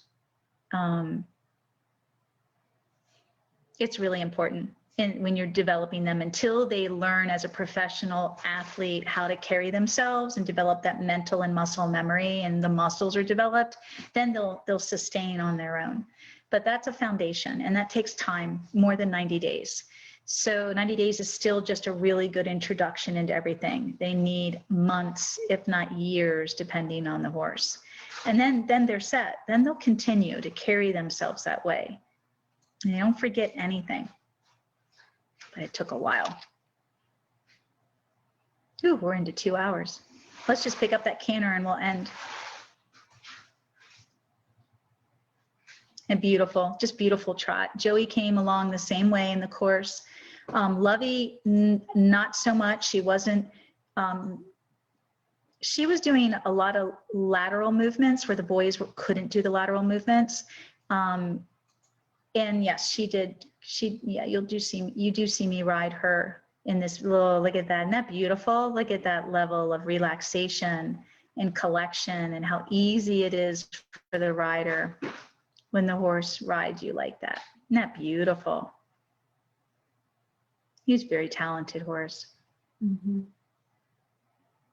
Yeah, That's his first canter. Awesome. So there we go. Thank you. Let me stop the share and get you guys back here. Thank you. Woo, that's a long one. We will post the video, so don't worry. And for any of you listening to this podcast, I guess we should post it on YouTube. Oh, I was going to upload it on Yeah. YouTube and then put the link out with the post that I'm doing this evening. Just make it, yes, that'll be for the people that are watching this, though, on the Facebook group or Facebook page, but also just leave it public on YouTube. Okay. And so for you podcasters who are downloading the audio only, you'll just have to find it. Well, when I do my post on Buzzsprout, I'll just add the link Yes. to it. And yes, do that. That's perfect. That way. And then make it, I guess not make it public on YouTube. Okay. But yeah, we'll figure it out, you guys. We'll figure it out. And if you don't find it, you can always email us. Well, thank you. We'll see you next week. So next week's our last week for the month before Thanksgiving. Oh my God. I know. And we're going to be doing just miscellaneous training. I don't know. We might have some videos. We might just be talking and discussing, not quite sure. And then that's it.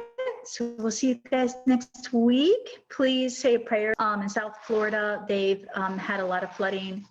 Yeah. And just say a prayer for everybody. Nobody needs to be going through this. We say prayers all the time when we see these hurricanes coming up the Gulf and hitting Louisiana and Texas and the panhandle of Florida. And it's just, I mean, we don't live in the water. So I'm like, I wouldn't, got to be careful. But anyway, it's just hard on everybody. It's hard on everybody. So thank you. We'll see you next week, hopefully. You never know. Might wipe you out for a week down here. And may you always be one with your horse. Mwah. Bye, guys. Thanks.